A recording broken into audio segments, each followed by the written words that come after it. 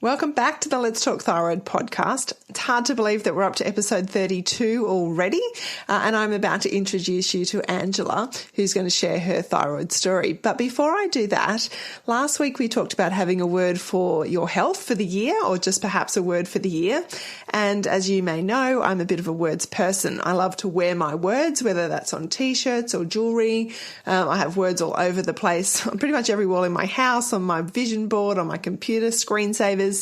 Well, I was really excited at Christmas to receive a bracelet from Viralani that Lee organised for me, and it's customised, and you can put particular words on little discs that slide onto the bracelet colour of your choice, and you can wear your words and be reminded on a daily basis of perhaps what your word for the year is, or perhaps it's a scripture passage or a short affirmation or your kids' names. It doesn't really matter. It can be whatever you customise it to be. And well, I have spoken with Luke from Viralani. They're a business based on the northern New South Wales coast, and we are excited to be able to offer you a significant discount on your Viralani bracelet if you would like to get one.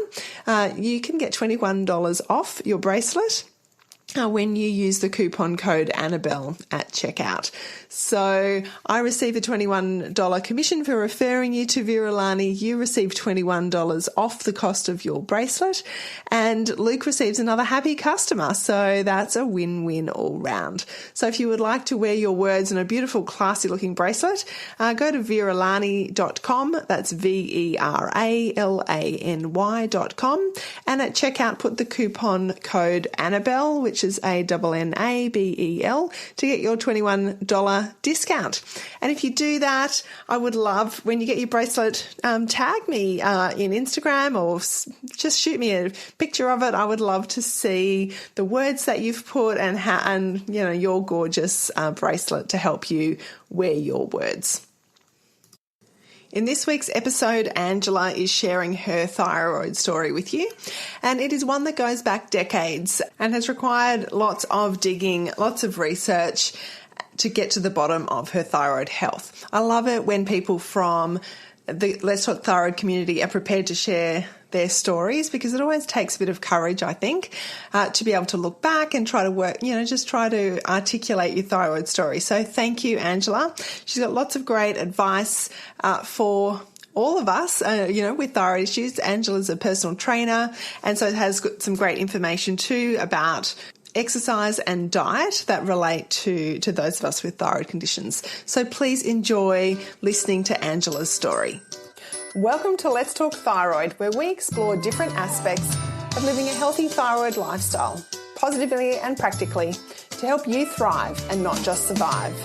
Join me, Annabelle Bateman, your host, and Let's Talk Thyroid. Well, welcome, Angela, to the Let's Talk Thyroid podcast. I love it when people from our community come and are willing to share their thyroid story with us. So thank you for chatting with me today.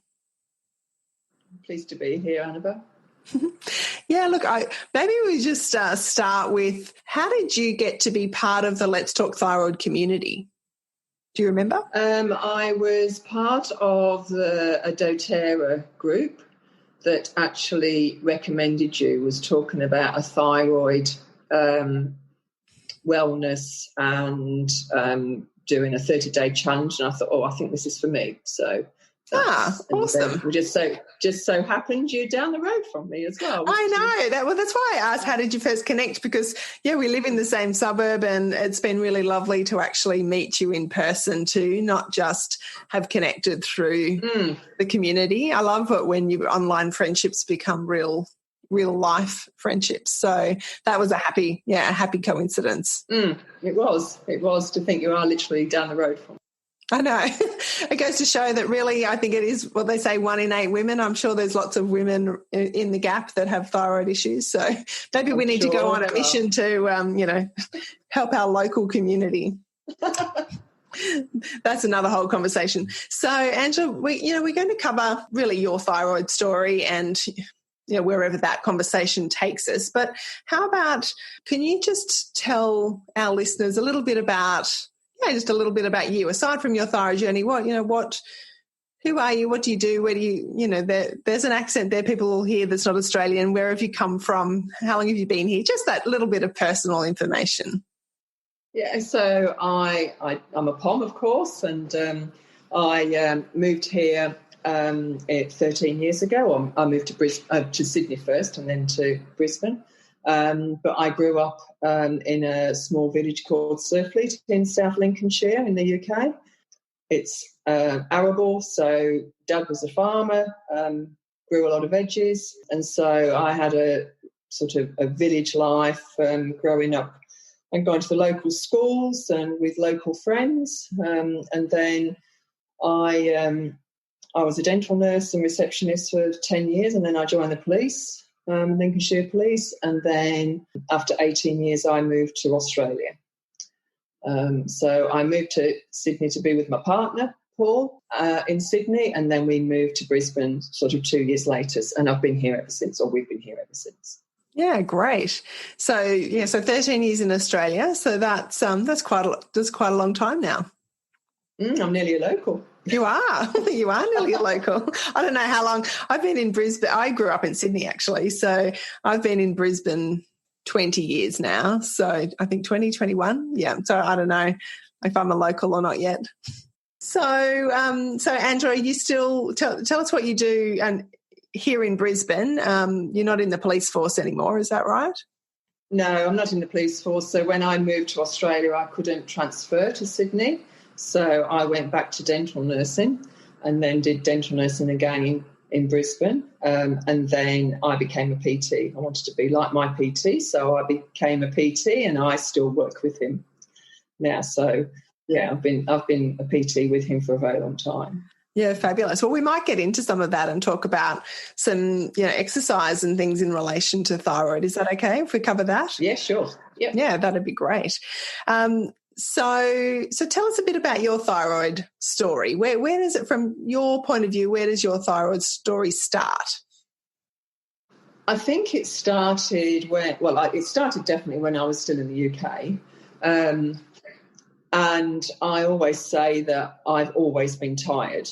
And probably in my 20s, I went to the doctor because I was so tired, and they checked for anemia. And then when it came back, they said, oh, you've got a really high blood count. And that was it. And so I sort of persevered. And then probably in my 30s, I went back again. Again, I was really, really tired. And I did have some blood tests, and it did come back. I got an underactive thyroid, but not enough to need medication. Mm-hmm. And the doctor, who I knew quite well, actually told me said, just get off your backside and do something and you'll feel better. So wow. That was that.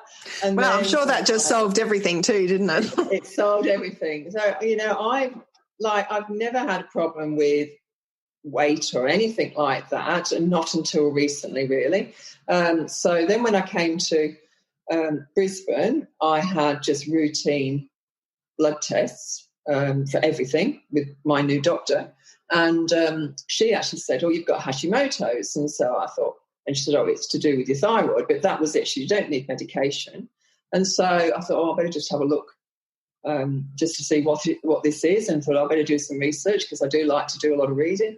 And I thought, oh, I don't think I've got that. Yes, I'm tired, but I don't have the other indicators like the putting the weight on, like I was running, I was at the gym, and I ate well, and I wouldn't say that I could always eat what I really wanted to if need be. So I've never had a weight problem, so it didn't worry me. And then every now and then I would have blood tests, and it started to increase. But I still didn't think I'd got a problem. Then about probably a couple of years ago, I really didn't feel that great. And so I went to the doctor again and more blood tests, and then I was put on medication, on my thyroxine, which, is really the start of the journey, even a bigger journey, really, because it doesn't make things better. Like, I'm still tired. I've been backwards and forwards. I'm still tired.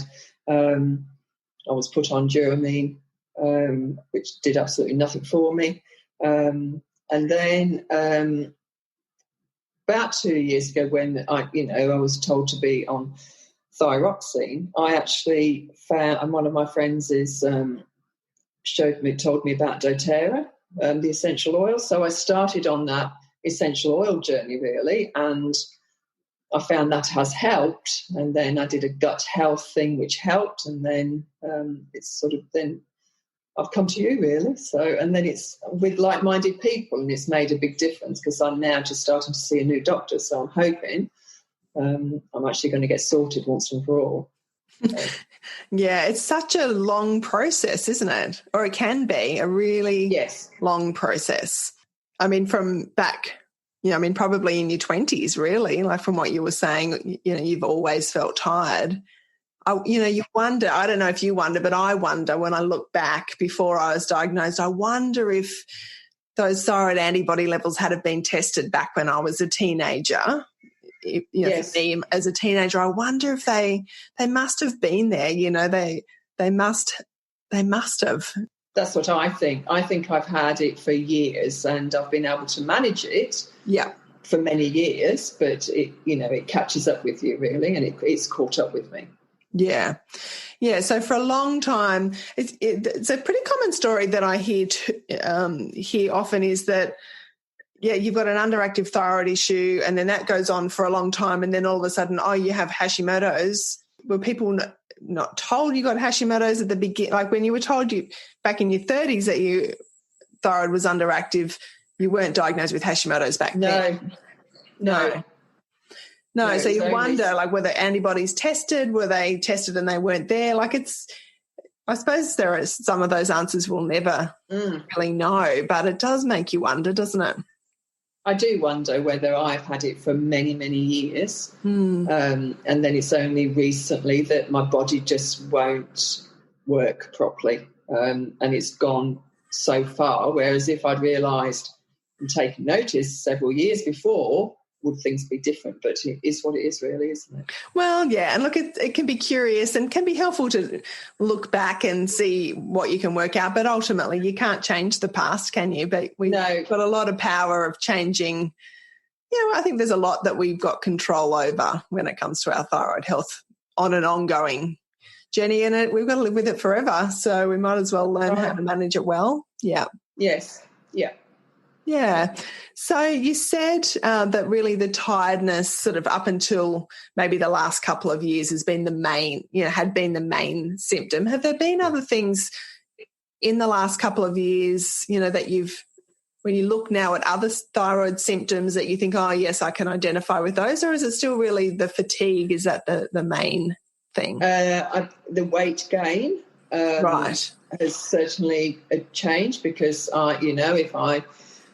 if I do eat well because of the job I do, and I've always exercised, and I've always been active, even from a child. So it was just that I just get so tired all the time. The weight gain, I've got osteoporosis, and I've broken my ankle on 2 toes. That was then, once I did my ankle, it was checked and I've got osteoporosis, but I'd also been on other medication previously for another condition, and so I don't know whether it was that or whether it's the Hashimoto's it's called the low vitamin D, or what's happened again. You just don't know, do you? No, certainly low vitamin D is common for all autoimmune diseases, I understand. And definitely Hashimoto's, that's a definite symptom that we often don't know about unless we proactively get it checked. And we think, maybe different when you were in England, but here in Australia we would think that our vitamin D levels would be fine, but they're not. As an Australian community, I think we slip, slop, slap so much that we completely covered all the time, and we're not getting access to the sun in a way that we think that we would living in Australia. It's so sunny all the time.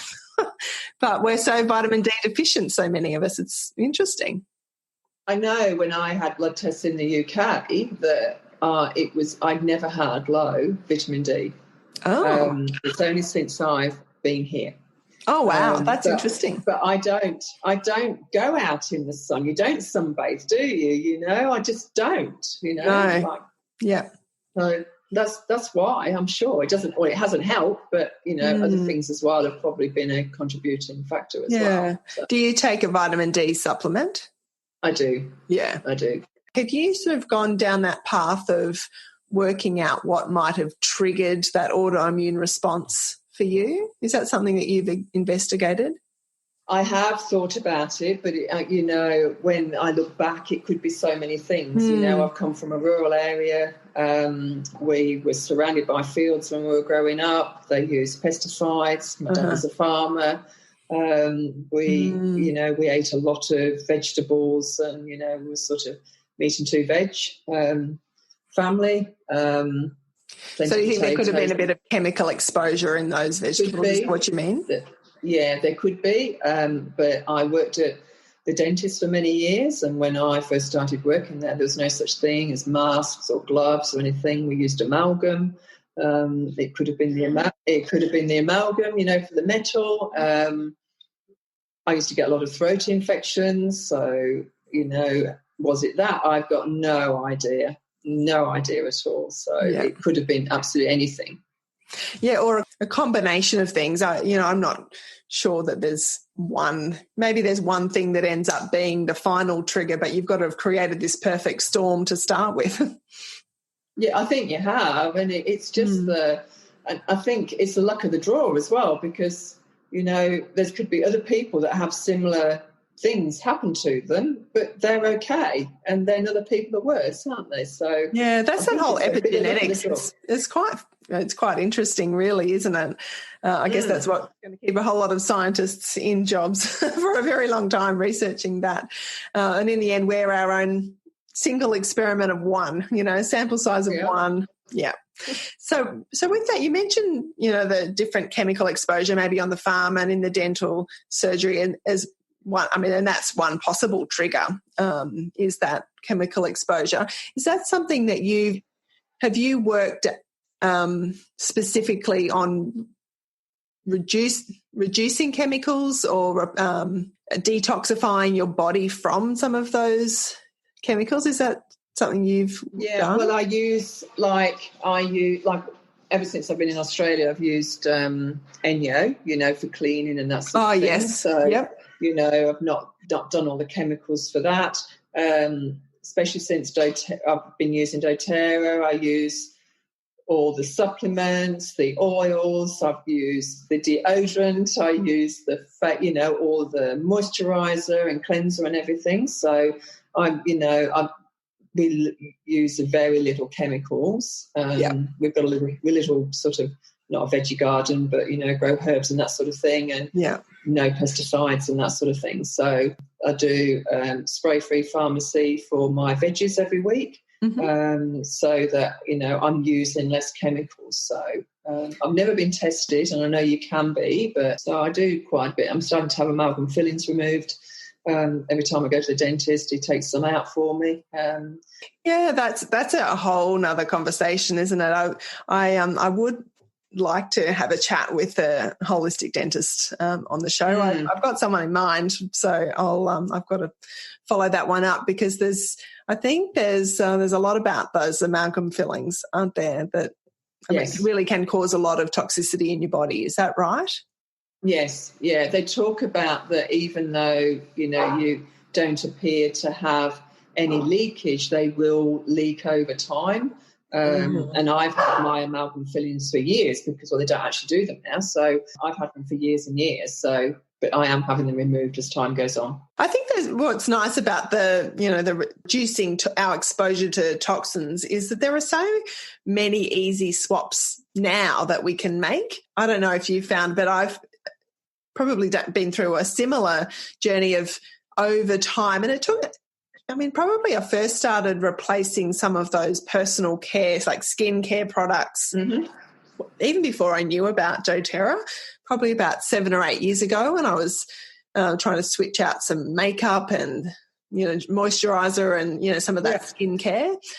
And so they're easy swaps to make. There are so many kind of good, clean, natural versions of hair care and skin care and cleaning products now that that it's good to be able, it's not hard to make those swaps.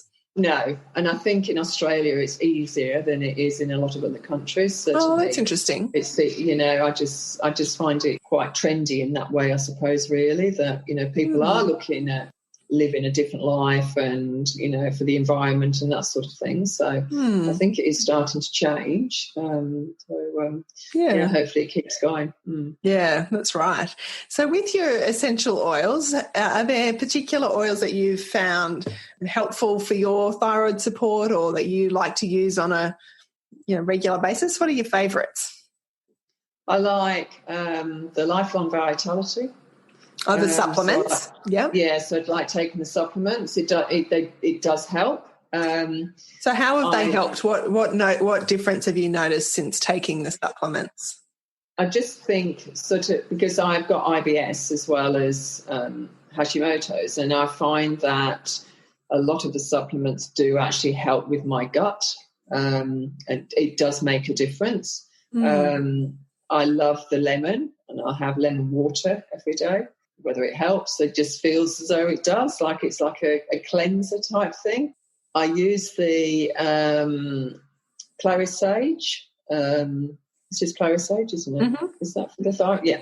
And then I've got a roller that I can mix up as well. But I tend to use a clary sage that's already pre-made and use that. Put that around my do you mean clary calm, the roller? Yes, that's it. The clary calm. Yeah. Yes. Clary sage is one of the key ingredients in that, but that's a blend, the Women's Monthly blend. It's so and that comes already in a roller. Yeah. So I use quite a few. I find I'm using not all for thyroid, but I look at keeping myself well, because I think keeping myself well is going to actually help me with the thyroid as well, with the Hashimoto's. So I try, for boosting my immunity and that sort of thing. Yeah.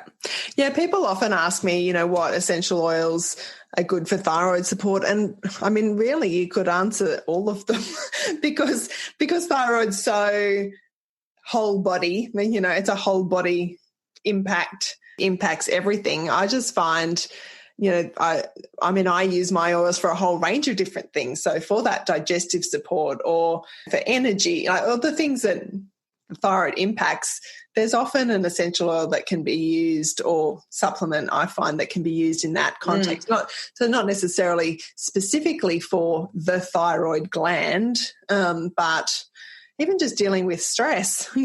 There's so many beautiful calming essential oils that help reduce that kind of stress and worry and kind of stuff. I don't know. I just find, when you say that you don't just use them for your thyroid, I think indirectly we do. Whatever we're using is somehow we're supporting our overall health and therefore our thyroid health.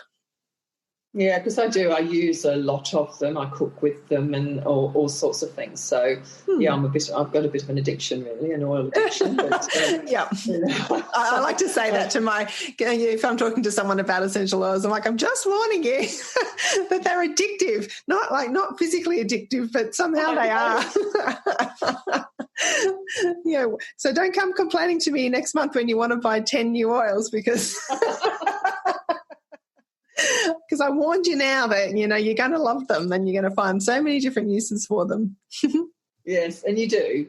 You do. I found it, so much, I've got an oil for that, it's amazing, really. Yeah, I wonder now how what I used before doTERRA, oh my gosh, I've been using them now for 5.5 years, and I think, how did I survive beforehand? I mean, obviously I did, but well and truly integrated into my day-to-day life.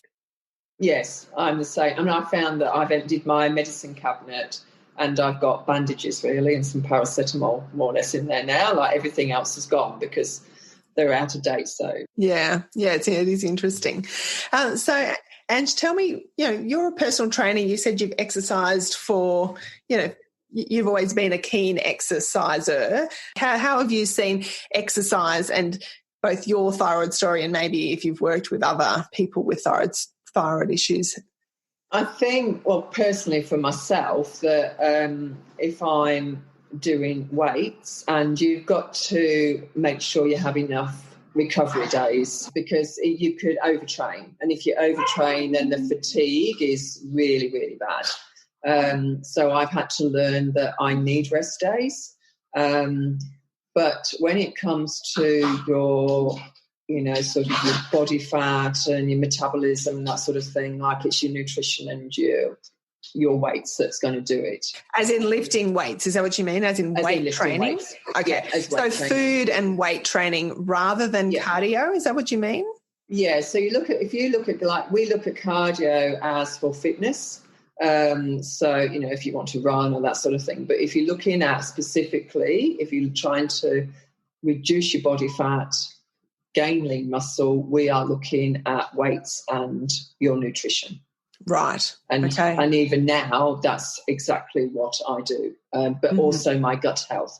I found that my gut health, that I really need to concentrate on the gut health, and my nutrition has changed because I've now moved more to paleo because of my thyroid, and I'm still stuck with some of the weight. But I think when my blood tests come back this time and the medication changes, I think it's going to be very interesting. Yeah. Yeah. So what have you found so is it a paleo style diet that you found helpful for your gut health and thyroid health? Yes, for sure. I feel my stomach feels so much better. I find that gluten and dairy, I've not eaten much gluten or lactose for quite a few years because of my IBS, and it was a couple of the triggers. Same with garlic and onion was another trigger when I had went through all the elimination. And honey, I don't tolerate very well. Honey. It's one of the FODMAPs, and it doesn't agree with me. But I found that the paleo, the less grains, does make a difference, like for my digestion and sort of the bloating and that sort of thing. So that has made quite a big difference, which I've really not done it completely since we did our last thyroid challenge in October or whenever it was. Yeah, it was October. Yeah. So I haven't done it properly, but I've started to go back to it now because after Christmas my stomach didn't feel that great, and so I thought I really need to sort of get rid of the sourdough, get rid of the dairy and that sort of thing, and so it has made a difference already. Yeah. I find it, I mean, I don't know if you're like me in this, but I've been doing a paleo style diet actually for a long time now, probably about 7 or 8 years, but not strictly all the time. But over time, and probably even in the last 12 months, I've become much more paleo most of the time. I've done periods of hardcore paleo, but over time, over the last 6-7 years from when I first started, it's become more paleo the whole time. That lifestyle, like it's become a lifestyle where, yes, there are some deviations, and I don't mean that I'm following it super hardcore all the time, but really it has, as a default, that is my nutritional lifestyle because every time I let the dairy creep in for too much, or the sugars or the grains, I really don't feel good. Yeah, I think that's what I'm finding, because I certainly feel better by not eating gluten and dairy, because it does make me feel really bloated, and I feel just not good in myself, really. Yeah. So it does make a big difference. Yeah. So that's where, I find, one of the reasons that I run the Kickstart Your Thyroid Wellness Challenges, which are, I guess that the goal is that we hardcore paleo for those 30 days and work on some other, mindset and incorporating essential oils. But part of the reason that I do it is because I need it. If I figure if I'm doing it, I might as well see if other people want to come and do it with me. And so it's that. Maybe it's like I'll be on that straight and narrow, and then, I'll just sort of expand out, like be a little bit freer, but then I need to kind of keep coming back to that core, because that's where I feel the best.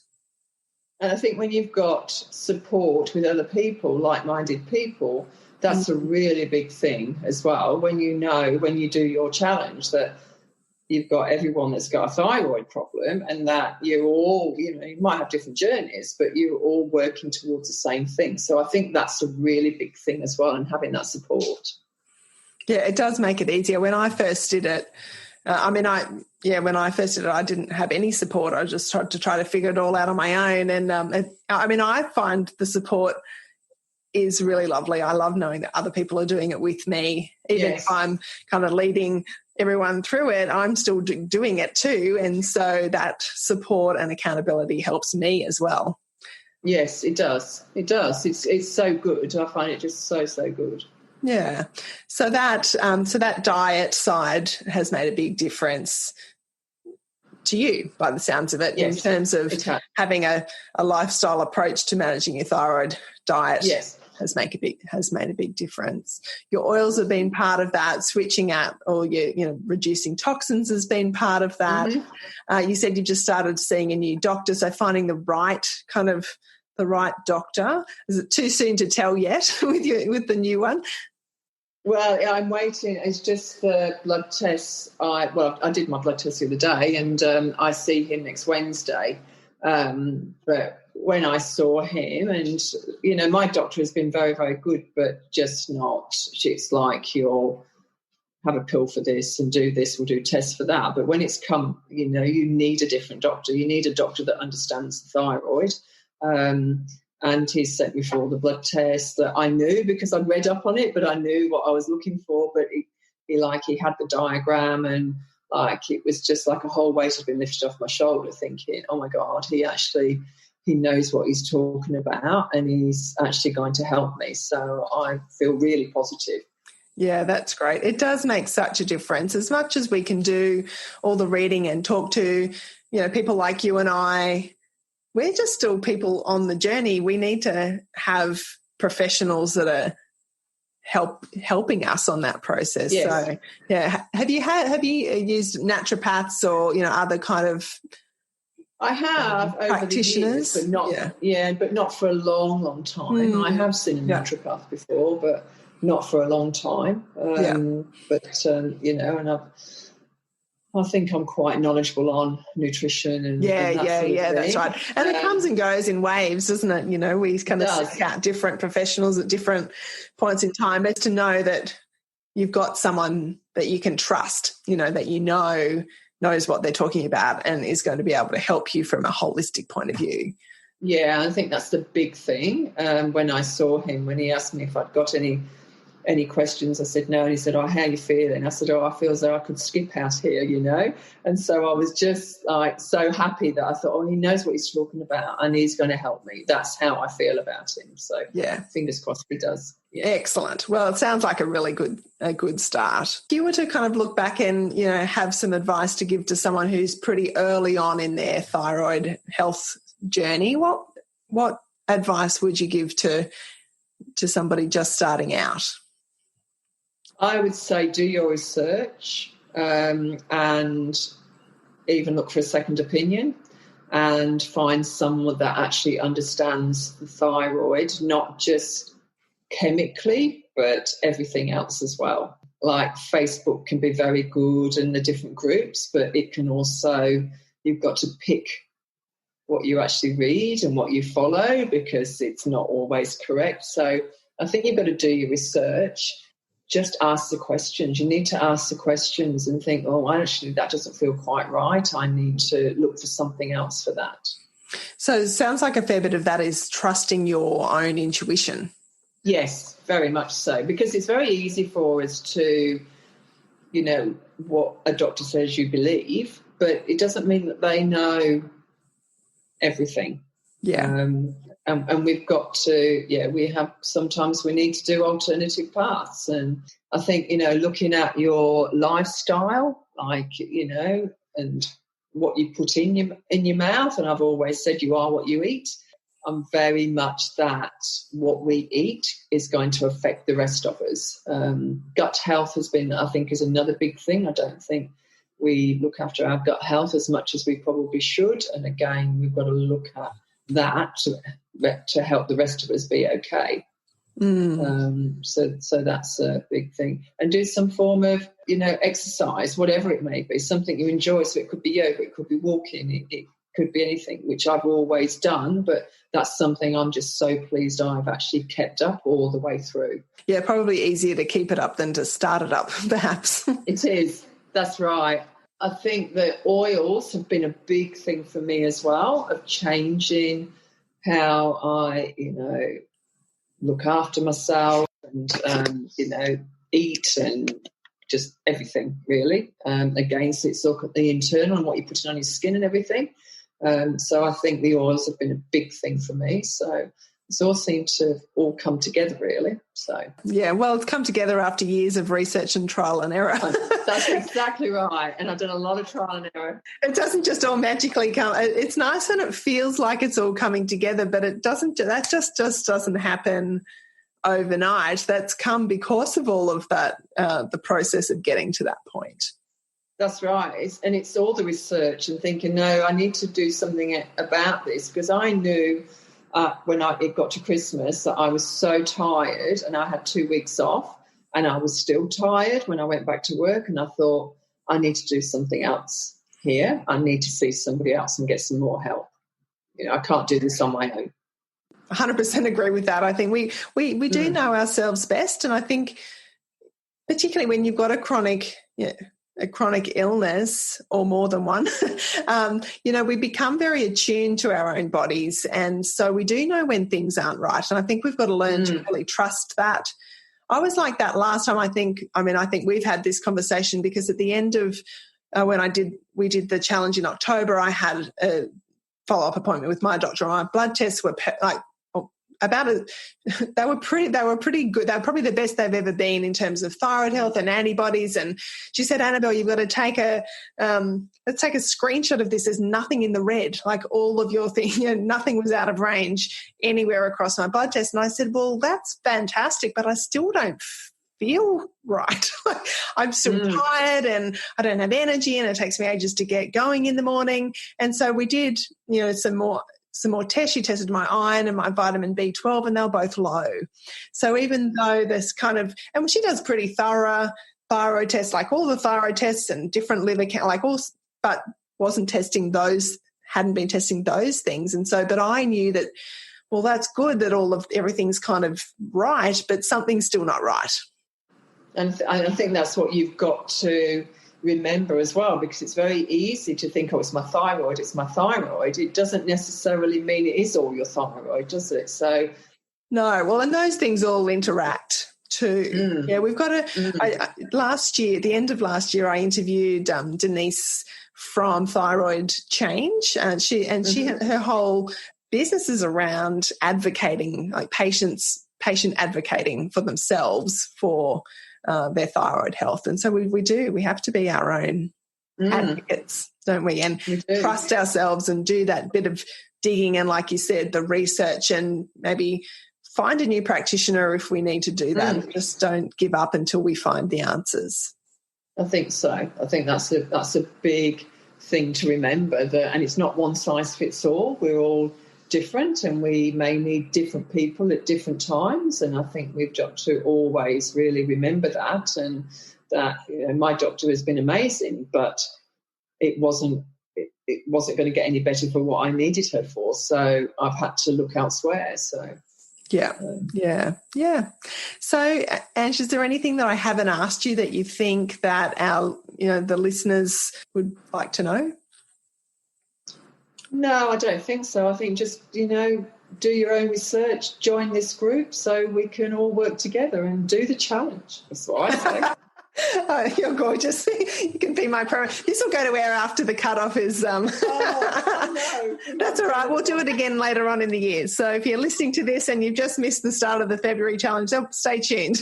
Join the community, and you'll be you can join the next one. Or actually, people can do it at their own pace. I do have that option too, is that, you can still get the daily emails and access to the Facebook group, but you just might not be doing it simultaneously with everybody else. Yes. So there's always that. But thank you. Thank you for the for the plug. All right. Well, thank you so much, Ange. I know sometimes to talk about our own health journey is hard. You know, it's hard to sometimes piece it all together and to be able to vocalize it. So I really appreciate you having the courage to come onto the show and share your story with me and for all the people that like to listen to the Let's Talk Thyroid podcast. Thank you. I really enjoyed it. Thank you very much. Thank you so much for listening to this episode of Let's Talk Thyroid. I would love it if you would subscribe to the podcast and share it with others that you know with thyroid problems. Let's get the message out there. If you'd like to connect with me further, the best place to do that is via my website, annabellebateman.com. From there, you'll be able to join my Facebook group, book a strategy session with me, download my freebie, and access any show notes for this episode. Thank you so much, and I'll see you next time. Bye.